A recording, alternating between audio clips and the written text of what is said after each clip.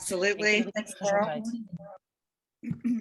I have started the recording and we're going to go ahead and get started. If you can hear me okay, go ahead and just give me a thumbs up. You can do that on your video reaction button or a physical thumbs up. Thank you. Awesome. Thanks for that. Welcome, ladies. So I'm going to go ahead and share a couple of things with you. And then we'll kick off for our speaker today. So welcome, women kiters, wherever you are around the world. We're so excited to see you and have this virtual format to share ourselves with each other and to hear our guest speaker today. As you probably know, we're doing collective chats every month now to connect you with kite experts, to inspire you, to tell stories about their own experiences through kiting and how that relates to life and the lessons they've learned, as well as to connect with each other, because we don't always get the chance to connect with other women kiters from all over the place. So it's nice to support each other, and we're excited to have this virtual format.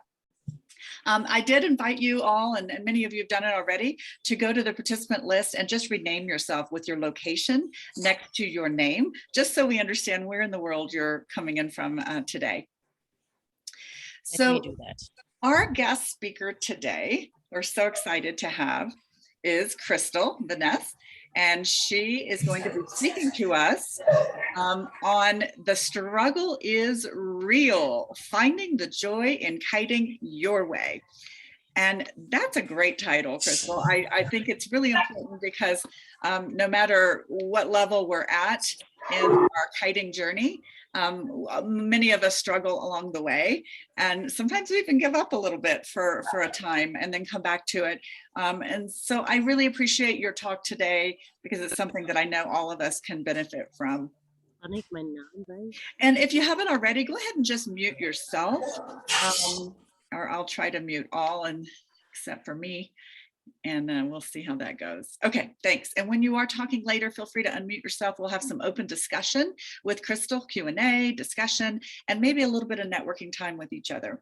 So without further ado, let me introduce Crystal. She has been kiteboarding since 2015. She hails from Canada, but after chasing the wind for 5 years, she set up her home base in South Africa, which sounds like an amazing location. She is the co-owner of the newest kite guest house in Cape Town called The Point.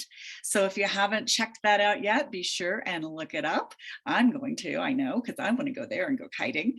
She's also the editor of IKSURF Magazine, the industry's biggest free online kite surfing magazine.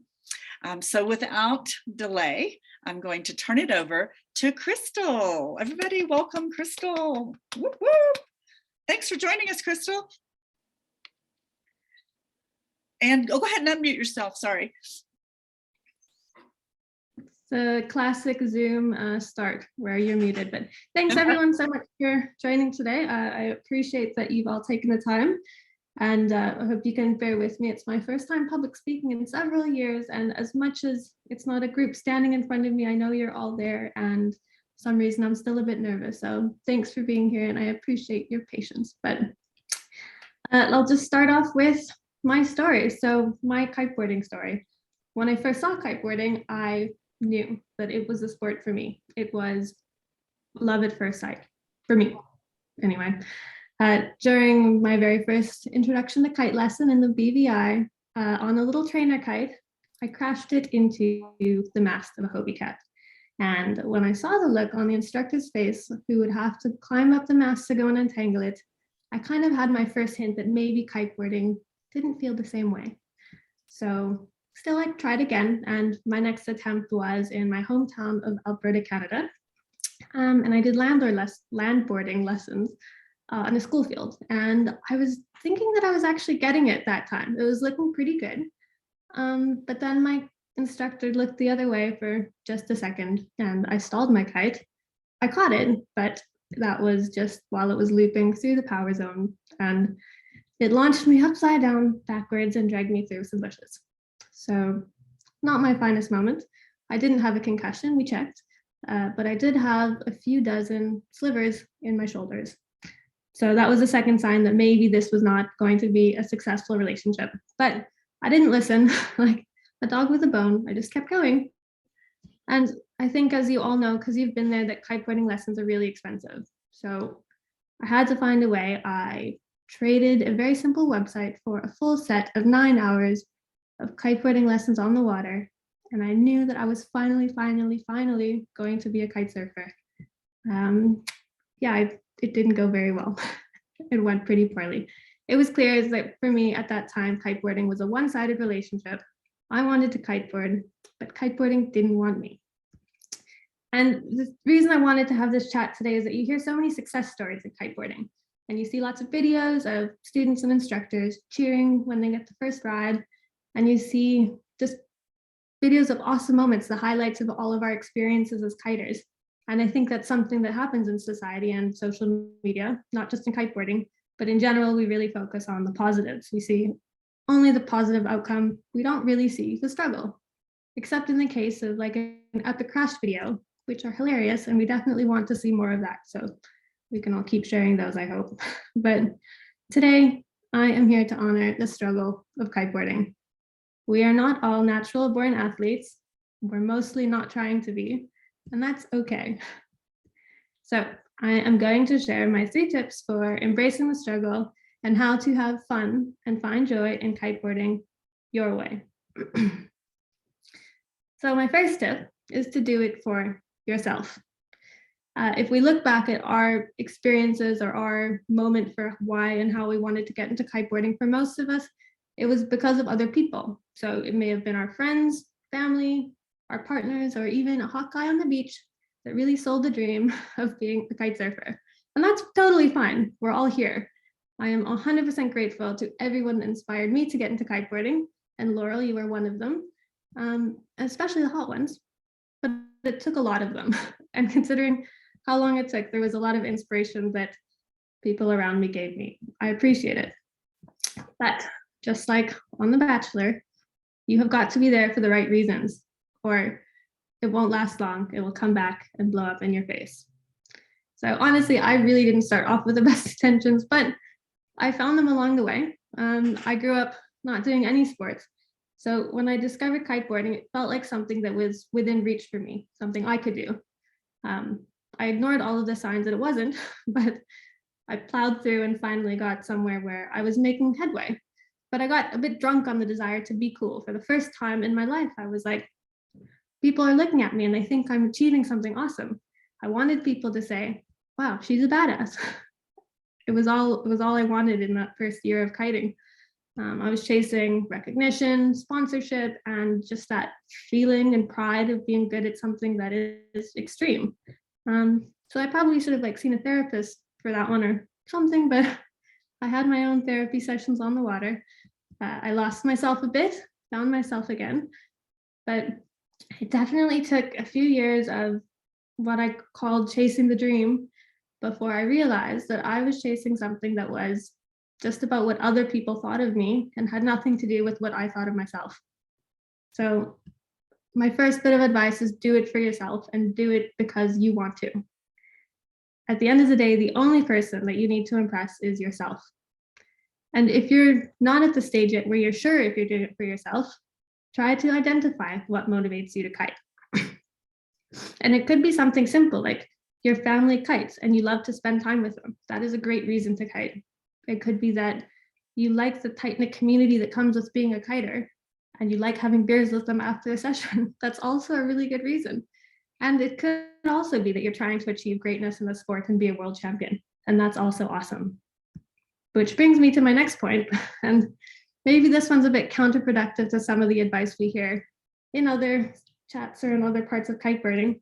We have all heard that you should push yourself and step out of your comfort zone and just freaking send it, which is not a bad approach. But today I will offer an alternative perspective, which is that it's okay to just be okay. It's not really a defeatist attitude. It's just a part of understanding what your goals are in kite surfing. Like it's okay not to want to be a freestyle world champion. It's okay to not want to be a queen of the air. And I'm not saying don't set goals in kiteboarding. You should definitely set goals. But like Sue said in our last collective chat, you can set small goals. You don't have to feel that you're pushing yourself past your limit, because it is your limit and you are the one that decides what that is.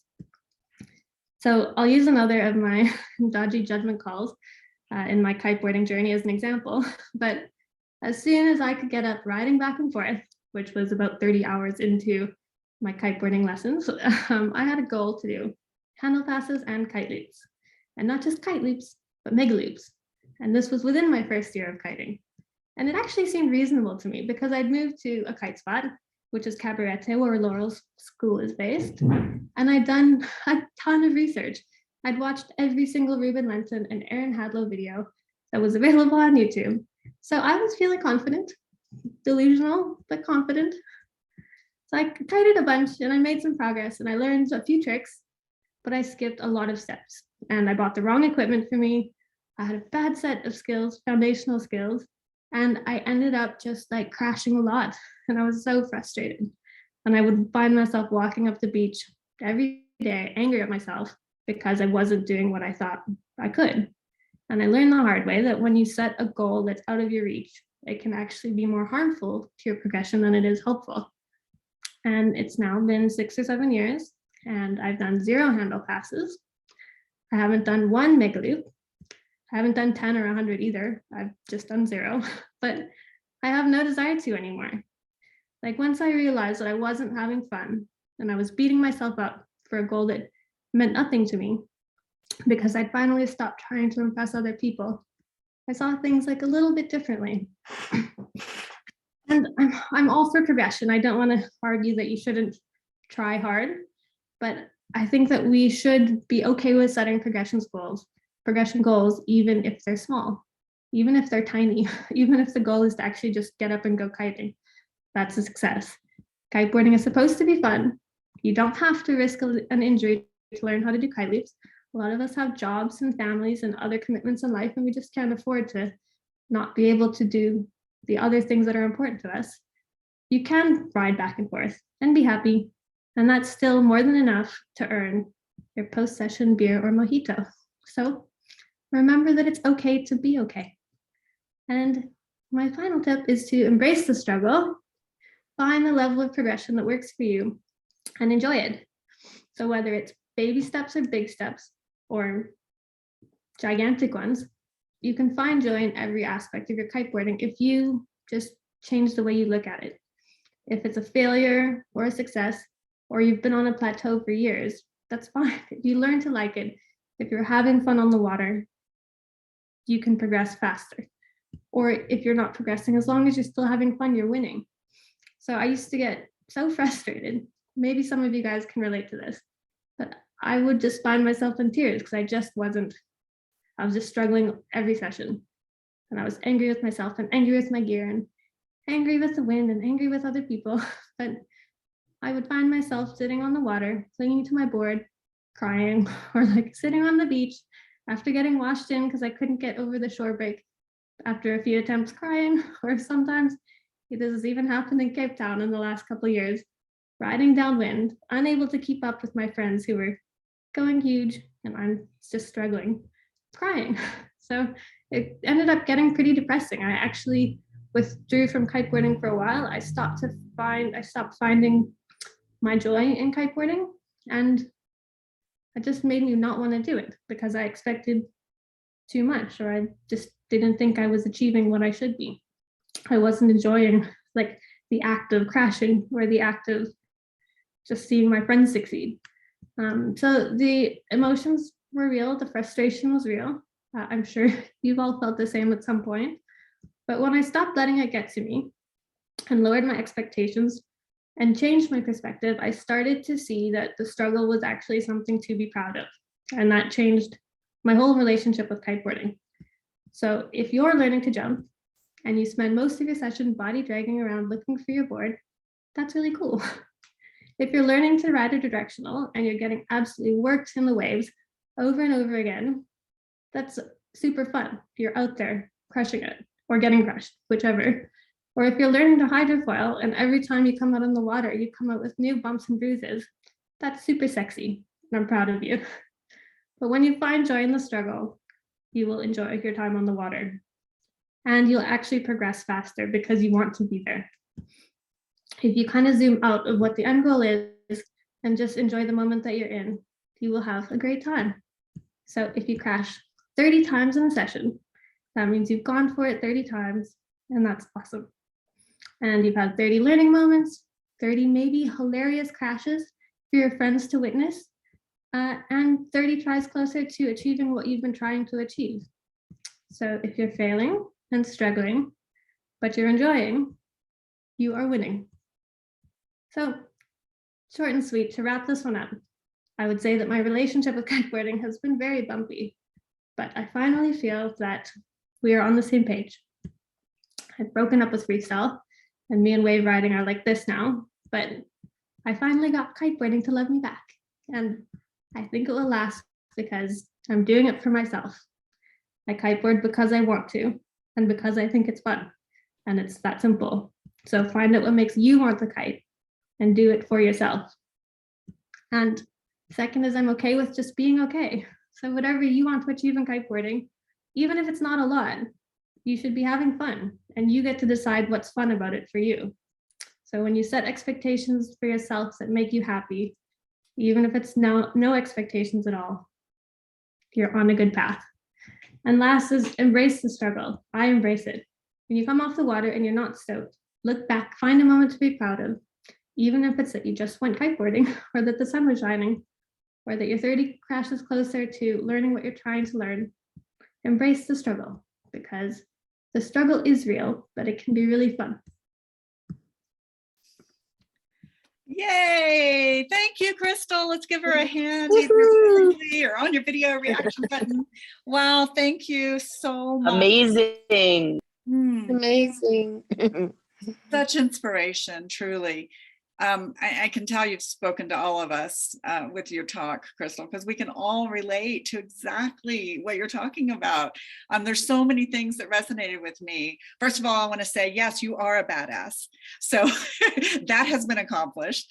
And, you know, the therapy on the water, I think many of us can relate to that, because I know when I go out and I've had a bad week or a bad day, and I'm like, you know what, the wind is up, the sun is shining, I'm just going to go out in the water, even if it's for an hour. And it gets my mind right. And so it really, truly is that therapy on the water for me. It helps me get into that mindful state of I can't think of anything else but what I'm doing in this moment, which, you know, for me, is jumping high and doing board grabs. And, you know, yeah, there's 30 crashes. But I do look back and I say, you know, just a couple of weeks ago, I went out with my husband on the water. It was an onshore wind. We were kiting from our boat, and I had a new board, and it wasn't staying upwind. And I ended up just saying, you know what, I'm going to just do a downwinder back to the shore and have fun doing it and surf with the waves and not try to stay upwind. And so that was that moment you just spoke of, Crystal, of just find what you can to be, you know, to enjoy, to be grateful for. And for that moment, it's like, you know what, I'm not going to keep up with my husband. I'm not going to get back to the boat. I'm just going to have fun going to the shore. And once I set my mind for that, it was all good. So I love that. And, you know, when you said something about pushing yourself and it's okay to just be okay, as an intermediate kiter myself, you know, I think about this book called From Good to Great. And you know, it's a business book, a leadership book, but it's all about, you know what, if we're so concerned always about being great and perfect as a kiter, it does tend to get in the way, I think, of some of our milestone goals. So it's okay just to be good, right? And be good at what you're comfortable with. So I love those points. Thank you for sharing. So at this time, I'm going to open it up to our wonderful badass women kiters around the world. And what do you have for Crystal? Either a reaction, a comment, a question, and just raise your hand if you would on the reaction button so we know who's volunteering. Any thoughts, comments, reactions, or questions for Crystal? Well, I wanted to say that sometimes it's just so hard to even just to get out, you know, just to like being on the beach and you're seeing everybody's having a great time, and you just maybe had a really hard day at work or at home, and just give yourself a credit for being like, oh my God, I'm just gonna go out there. I have no expectations and I'm just gonna go and do what I want to do and what I can. And even if it's just a 20-minute session, it's just, this is what I did. I got myself out there. So just give yourself a credit for just doing that and stop beating yourself. Oh, it was just a 20-minute session, so that's kind of what I have to share, because a few times that I'm just like, oh, I'm so tired, I really don't want to go. And then you're like, well, I should be trying this and this. And then, yeah, instead of you coming back from the water and feeling like I had a wonderful time, I would talk myself down, and I'm like, I don't want to do that anymore. I want to be proud of myself, because it's just like, it's a badass thing what we do.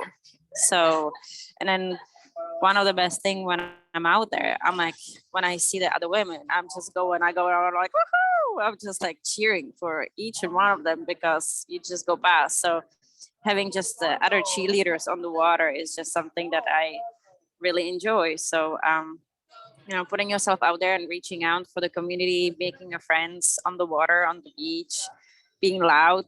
I don't know. Love it. Thanks, Crystal. Thanks, KK. And I think 20-minute sessions are some of my favorite sessions. And I'm glad that you said that. I think one of the things that you may find, or that some others in the group here may have found, is that sometimes you have those great sessions, and when you get off the water, other people on the beach are like, wow, only 20 minutes, geez. And I think it's also important to remember, like, don't let that bring you down. It's your session, it wasn't their session. If you love those 20 minutes, then that's perfect. That their opinion doesn't really affect that. So I think it's also good to try and, ignore the people that don't think you've done enough, because it's not up to them and you're not kiting for them. So true. Words of wisdom. Thank you, Crystal. And KK. And KK, where are you from, by the way? So I was born in Czech Republic, but I live full-time in La Ventana. Oh, nice. All right. Yes. Sorry, I wasn't really able to change it or see how to do it. That's okay. I just love to hear where everybody's from. Thank you. Awesome. Well, other comments or questions for Crystal? I didn't hear where KK said she's from. Oh, she's from, she's from Czech, but she lives in La Ventana. Oh, cool. Okay, so my neighbor in Brillis, I'll look for you next winter, KK. Please do. Absolutely do. I have a feeling that we have seen each other or connected somewhere, but seems like we have just a lot of friends in common. So please do. Awesome. All right. Other comments? Go ahead, Margaret. I love Crystal's story. I can really identify with it. I'm from the freshwater sailing capital of the world in Kingston, Ontario, but that's sailing, not kiteboarding. We have a lot of chop on our shoreline. So the waves come all the way up Lake Ontario and then kind of bounce off on this funny angle. So I tend not to go kiteboarding here. I travel to La Ventana or the Outer Banks to go kiteboarding, and it's taken me 10 years to figure out how to go upwind, because I probably spend 2, maybe 3 weeks a year working on this. So I'll go on a trip and then figure it out for a week and then not fly a kite for another 6 months. So it's taken me a long time of progressing to get there. But this year was my first year being able to come back to the beach that I came back from. And that's that huge milestone, right? I could take care of myself. I could get back to shore. I could do all these things. But that milestone of never getting back to my beach until this year was a big one for me. So yeah, a lot of bumps and bruises. I call them character marks along the way that I've had. So I really enjoyed listening to Crystal's story. Thanks, Margaret. Other comments or questions? Hi guys.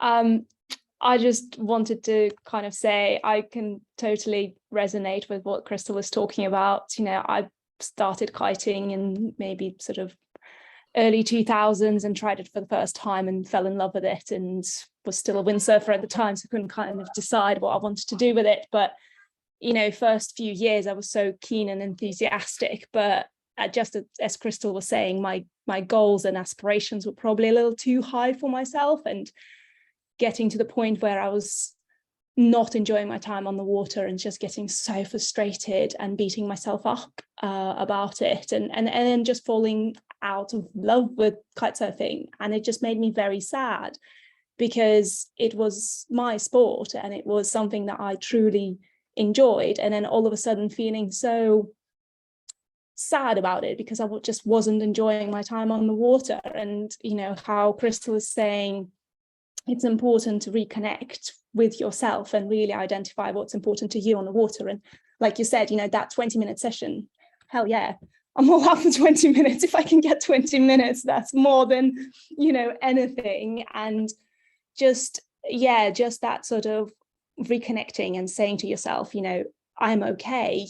I'm not going to be doing mega loops. I'm not going to be doing handle passes, but I'm still getting out on the water. And, you know, I might share my bits of wisdom with another girl that is just learning how to body drag, or, you know, and that's, to me now, that's become sort of something that's important and something that makes my sessions that little bit more fun and enjoyable. And being part of that community and seeing, you know, new faces on the beach and maybe giving them a hand, you know, it could be just launching their kite, or maybe giving them a word of wisdom, or just encouraging them to kind of keep going. And maybe they're the ones that are going to be doing handle passes and mega loops in, you know, a month's time or whatever. But feeling that I was part of that development makes me happy. And then, you know, my sessions are fun. Thank you, Anastasia. I think your thoughts resonate with all of us as well. You know, let's face it, this is a top 10 extreme sport that has been male dominated for many years. So we should all be giving ourselves a pat on the back for even entering into the sport, right? And so I think it's a great reminder that, you know, we're all at a certain level, but we each do things well that we've learned. And even if you feel like it's a small thing that you're doing well, just to pass that on to a newbie at the Kite Beach, another woman that we can support and high five and go, hey, let me show you this. You know, I showed someone recently, a woman, how to drift launch, because I decided I was going to be able to launch myself no matter where I was. And my husband's an expert at it. And so I learned it with him over and over and over. And I was so proud of myself, because I used to think that was the scariest thing ever. And it is. If it goes wrong, it can really go wrong, right? But I learned how to do it safely. I'm all about safety. And I showed somebody else, and I was so proud of myself that I could even share that. So I think you're right, Anastasia. Just, you know, be sure and share your wisdom, your support with other women kiters, because that little piece of, you know, teaching or feedback will really get them stoked to keep going and to succeed. So thank you for that. And Anastasia, where are you from, by the way? So I'm in the UK at the moment, but sort of lived all over, but based in the UK now, in nice. Bristol in Southwest. So. Oh, nice. All right. Well, yeah. Thanks. And I think Holly, something you said about you know, that you not comparing yourself to the men on the beach. Renata wrote quite an interesting comment where she says she's a beginner at a beach with experienced male kiters who have a more competitive attitude with regards to kiteboarding and had a smoother beginning to their kiteboarding experience. And she's received some harsh feedback. But our stories have reminded her why she hasn't given up and why she keeps going back to the water. And I just think it's so interesting. I think a lot of us have had this experience with men at our kite beach. And, you know, it's not necessarily that they're trying to be hard on us. It might just be their style, but it can be extra challenging when, you know, others are progressing so quickly, but when they think that they're helping you by pushing you really hard or criticizing you or trying to give you some tough love, like, it doesn't always work. And I think it can be hard to keep your chin up when you've got that extra pressure and people are progressing quicker. And I think I applaud Renata for sticking with it. And, you know, maybe it's okay to suggest to the guys that you like to learn at your own pace and you appreciate their inspiration, but lighten up a bit. As I'm glad you're having fun, and I hope you're having fun even though you've got some competitive guys on the beach with you. Thanks, Crystal. That's a good reminder. I remember hearing a story recently at one of our collective chats. I think it might have been two ago, where a guy came up and was trying to instruct a female kiter on how to do something properly. And he happened to be an instructor, an IKO certified instructor. And she talked about how, with grace, but assertiveness, that she basically told him, quit mansplaining, I got this. And the way she talked about it was so, it was so diplomatic as to not to tick him off, right? And alienate him, because, we're all kiters, we want to help each other at the beach. But she did it in a way that I thought was just so beautiful and assertive, but diplomatic. And as women, we sometimes have to do that, right? So it just made me remember that. Yeah.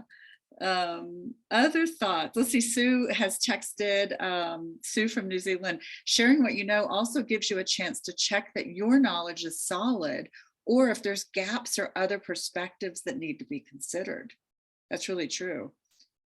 I know when I was teaching drift launching, there's 3 or 4 different ways to do that. And so I've seen that on the beach and in the water. So it is a good check. Thanks, Sue. Other thoughts or questions or comments? Ladies, I'm not sure if you can hear me. Yeah, hi, Rosie. Hi, good afternoon. Yes, it's Rose from at Rosie's, and from Cape Town, but at the moment I'm in Portugal. Ah, wonderful. Okay, I missed a few sentences here and there because of the connection.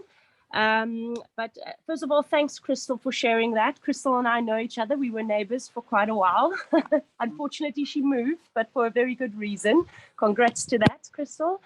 I'm not sure if I'm going to repeat myself, but what I wanted to share in this group, and which Crystal already shortly tipped in her chat earlier, was that I think what is very important, that what we women need to realize is that we are actually in a very male-dominating industry, whether we participate only as a kiter or whether we work in the industry.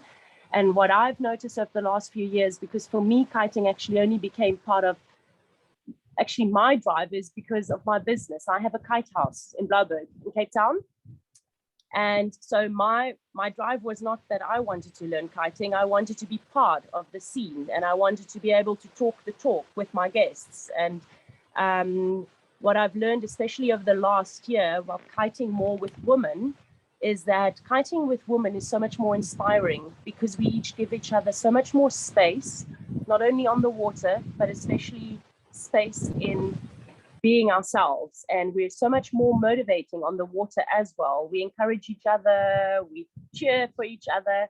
And as much as I love kiting with my local male friends, because at the end of the day, Blouberg is a very tough kite spot, and I know they always keep an eye out on me, but it's just lovely to kite with women from all over the world who keep an eye out on each other, who encourage each other, even if it's just for that 20-minute session, and we understand each other and there's never questions asked. And I think it's important that we are allowed to show our feminine side in this masculine industry. Right. Yeah, and I think it would be a good thing that maybe there are some more feminine initiatives. We had a massive downwinder in Blouberg last season, which really brought the female community within the kiteboarding industry together in Blouberg. Also, like Sue, the Air Rush ladies, they organized an amazing weekend, which was only for women. And I think it's important sometimes to encourage, to organize these get-togethers, and that it's fine for us, like this chat this afternoon, to share these thoughts and ideas about how we enjoy our hobby, but in our own way. Thanks, Rosie. I think that's a really good tip, and thanks for your comments. I think the more we can encourage and support each other, the better. I mean, hey, as a kiteboard collective on our board, we'd love to get back to supporting more women-only, events and get-togethers at different beaches around the world. So that's something as a goal for us to try to get back to. How do we get ambassadors at these locations to help us coordinate those amazing women-only events? So thank you for bringing that back up. We need to think on that more. ourselves. And thanks for organizing this. Of Zoom course, call. of course. Great. Thanks Other everyone thoughts? for sharing your story. I actually wanted to mention that what Rosie brought up, we both went to this Air Rush Wind Woman weekend together.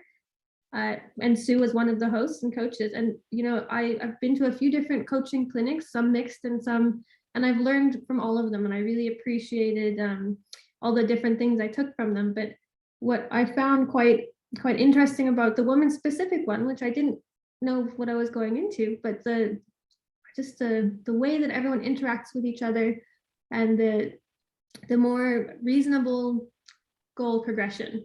Sue outlined a very reasonable scale of progression for all of us, which was actually so achievable. I think everyone achieved what they set out to that week because she helped us find a goal that was really within our reach. And it was a huge success for me, and I think for Rosie and for everyone. We all got to do something new. So thank you, Sue, for being a great advocate for setting achievable progression goals. I think that's such an important way to improve your kiting. Thank you, Sue. Yeah, that's awesome. I'd love to join one of those at some point. And I'm curious just to the group here as a quick polling question, would it be helpful for us as the Women's Kiteboarding Collective to, have a document at the beginning of the year that gives links and dates for all women only camps and workshops and events as kind of a clearinghouse, one spot to find it? Or is it easy enough to find through your other resources? Any comments or feedback on that? Just as a show of hands, give me some feedback. Would that be helpful if we had a document that had all the links and all the dates and all the locations around the world? Okay, good. So I got some good feedback. Thank you. I will look at that as a project for us then to help, just make sure that we all know what's coming up and what we can plan for and what we can travel for. So thank you. Good reminders. Awesome. Other comments or questions? The floor is yours, ladies.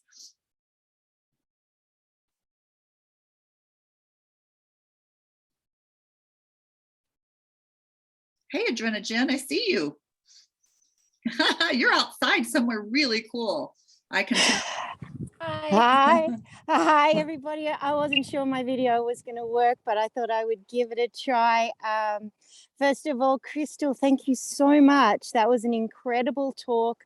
There were so many lessons in there, not just for kiteboarding, but in life in general, and not being so hard on ourselves in so many different areas of life, and taking things step by step.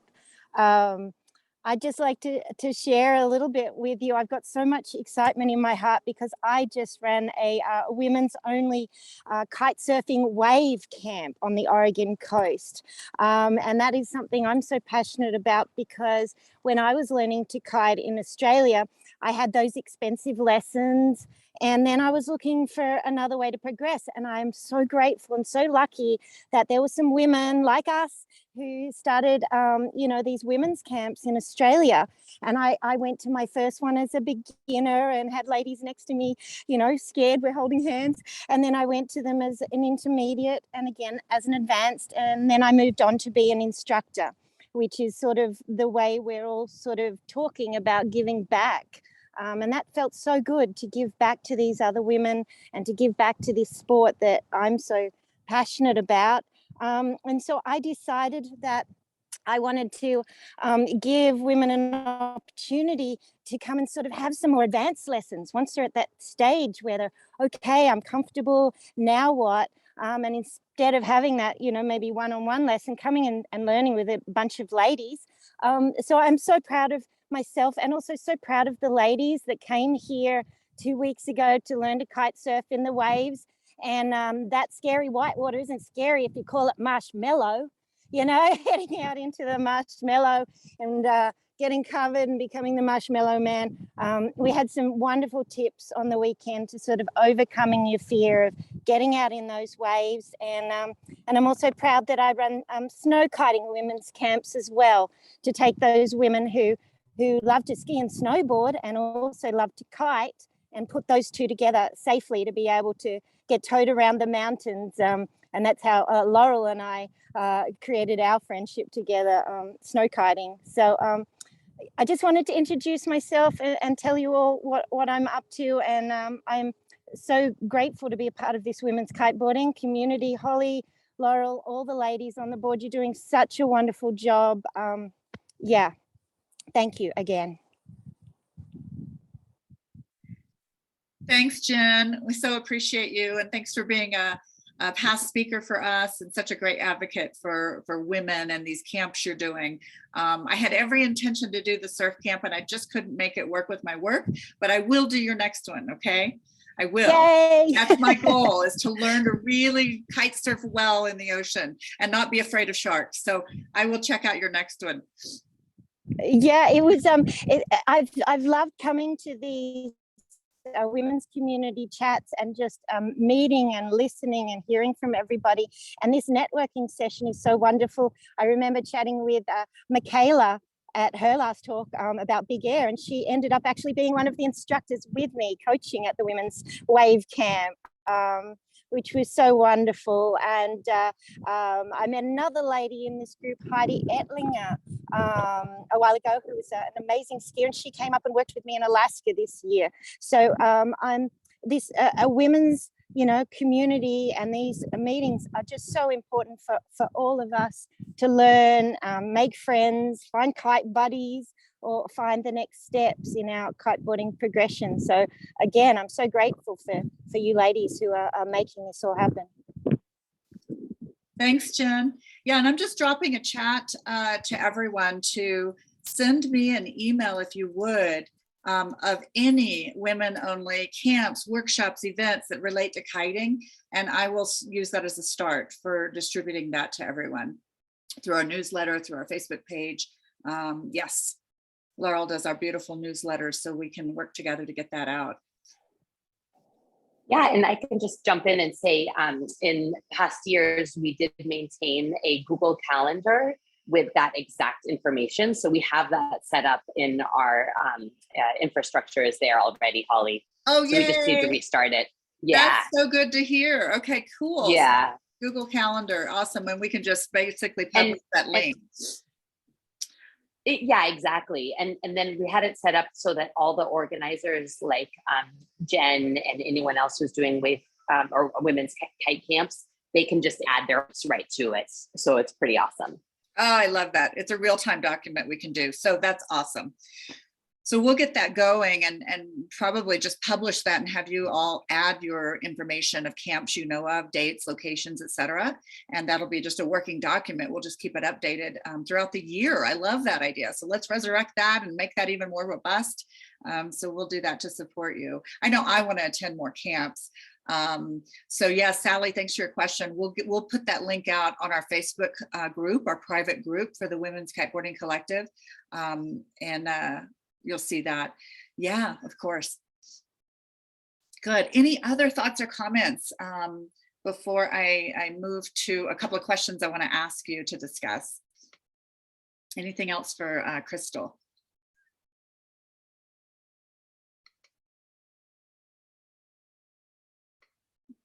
All right, so I just want to share with you for next month, we are going to do the Guinness Book of World Record holder in 2022, the oldest female kite surfer foiler in the world, Susan Frieder, and she lives in Maui, Hawaii, and she's going to join us. She's 78 years old.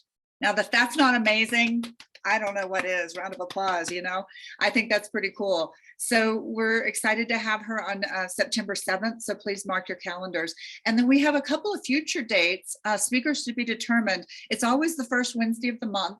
So our November and our December session, if you have someone you'd like to nominate, or if you'd like to nominate yourself with any kite related stories and inspiration that relate to us as women kiters, or just in life in general, we would love to talk with you. So please let us know if you know of anyone, or if you'd like to recommend yourself. That's okay. Nothing like a little humble brag, right? Shameless self-promotion. So also, speaking of shameless self-promotion, you can do your humble brag on Workday Wednesdays. Francis on our board, who's there in Miami, She does the amazing Wounded Warrior Project, Wind Sports for Wounded Warriors. She does camps for that, which is amazing. But she also helps us out by doing these Workday Wednesday posts on our Facebook group for the Women's Kiteboarding Collective. And what that means is if you have anything that you want to promote for yourself, links, blogs, videos, any, that kind of work, preferably kiting related in some way, go ahead and post on that post. You'll see it, and what your people do is they comment on the comment section of the Workday Wednesday post on our Facebook group. So if you see that today and you want to promote anything, feel free to go out there and do that. We'd love to help you promote your brand or your ideas. And just so you, a reminder, this is our board. We're all here today, and we're all so excited to be supporting you ladies around the world. Please consider volunteering your time to help our mission in supporting women kiters. It's only up to 4 hours a month, and it can be as simple as just promoting through Facebook and Instagram and social media what our events are. So if you're really good at that, we love social media ambassadors. That's pretty simple for most people, just to get the word out in your network, because we have over 8,000 women in our Facebook page and over 5,000 in our private group. And so we'd love to get them more involved. So if you can think of a way to help us do that, we'd appreciate it. So thank you for that. And before we jump off, I want to just ask you, just as a ready, set, chat, and then we can verbalize it if we want, but just if you would open your chat window on your little icon at the bottom. If you haven't already, open your chat window. This is called Ready, Set, Chat. I'm going to ask you a question, and when I say go, what you'll do is you'll hit enter. So first you'll type your answer in the chat window, make sure it's to everyone in the blue bar, but don't hit enter until I say go. Okay, so here's the question. If there is one thing you want to remember from Crystal's talk today as a female kiter, what is that thing? So take a moment. What is one thing from Crystal's talk and our discussion today that you want to remember as a female kiter going forward? And don't hit enter yet, but type your response in the chat window.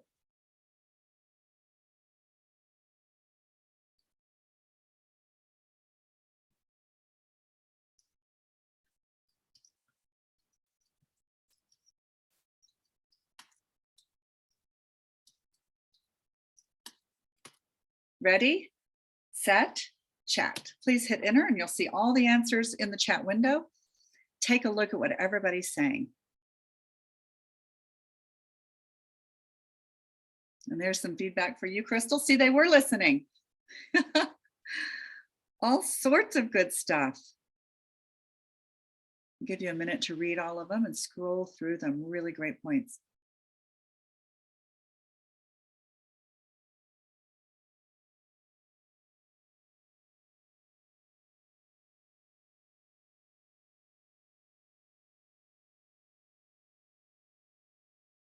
Wow. Look at all those great comments. Thank you, ladies. And one last question as well. What is one goal that you have as a female kiter, or just as a kiter in general? What is one goal? Maybe it's a baby goal or a milestone goal. What's one thing that you think if you worked on it, it would give you some confidence as a kiter? And it could be as simple as just getting out there and doing it for 20 minutes when it's realistic for you. But what is one goal, one milestone goal you have as a kiter to help boost your own confidence?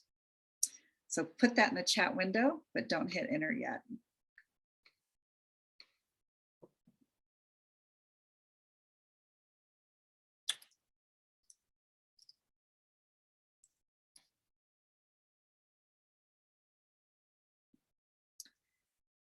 Ready, set, chat.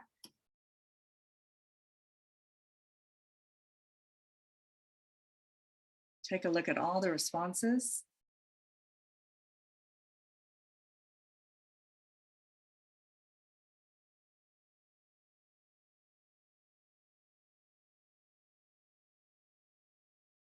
Oh, cool, Crystal. I didn't know about Sue's Woo Worlds group. What is that? Oh, you're on mute. Oh, yeah, sorry. So Woo Worlds last year, they did a global competition where if I don't think you even need a woo to do it, but they had different challenges like jump height, team jump height, long length of sessions, just lots of random stuff. And Sue invited me to join her group, and it's for me, I found it quite hard to go for jumping sessions. I'm a little nervous nowadays, and I haven't felt the motivation to go ride a twin tip and go jump. And so I appreciate Sue's challenge, and I think that having kind of that support on the water is what I need to go get the twin tip and slap a woo on it and see if I can get some air. I love that. And one of my goals, it's really a vanity goal, is to get, my video up on my lines and actually video myself jumping, because I want to see it from the outside world looking in. And I'm sure my jumps are like 4 feet, but they feel like 20. But I really want to see for myself. That's one of my little baby goals. Yeah, thanks for that. All right, take a look if you haven't already in the chat. Oh, or woo in the pocket during a surf session. There you go, Laurel. Yeah, I like it. Awesome. I think you can now even use it just on the phone in like a waterproof case. You don't actually need a device. So you can still track your GPS and your location, I think, which is quite cool because woos are quite expensive these days. Yeah, in fact, one of our speakers was talking about what's the best app, do you think, for that? Do you know? Isn't there an app? Like, I think there's a couple that have come out. If you have like a Garmin watch or a Cinto watch, they all have kite surfing programs, and you can sync them to your profile, so you can at least track your location. But I think, like Adrenogen said, the surfer and woo are probably, yeah. I think the surfer has been made quite a lot of progress lately. Surfer, yes, that's the one I was thinking about. I think Jen had told us about before. Yeah, thank you. Thank you for that resource. Awesome. So ladies, think about your goals. Even if they're little bitty goals, they might be big, they might be small, but whatever your goals, think about some of the women around you that can help you and support you at your own kite beach. Or when we get this Google Calendar resurrected and we send it out and we all add to it, what are these women events, workshops, camps? Maybe we can learn some of these things through that resource. I think that would be amazing. And I'd love to meet all of you at different parts of the world, especially Portugal. Who was that was in Portugal today?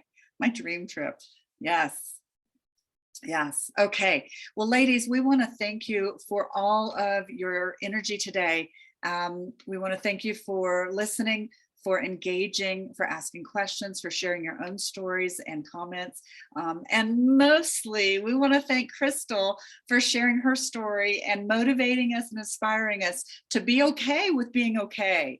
And you know what? The struggle is real, but we can all find some joy in kiteboarding or kite surfing or winging or whatever you do our own way.